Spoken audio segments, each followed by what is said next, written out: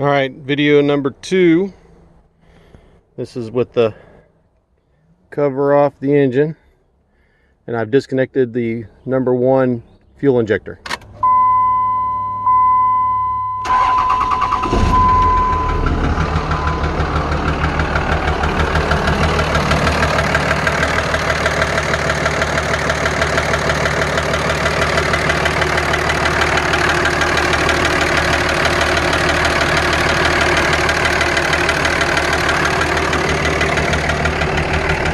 It's quieter, but not by much, so I think I may have another injector gone bad as well from the heat. Don't know.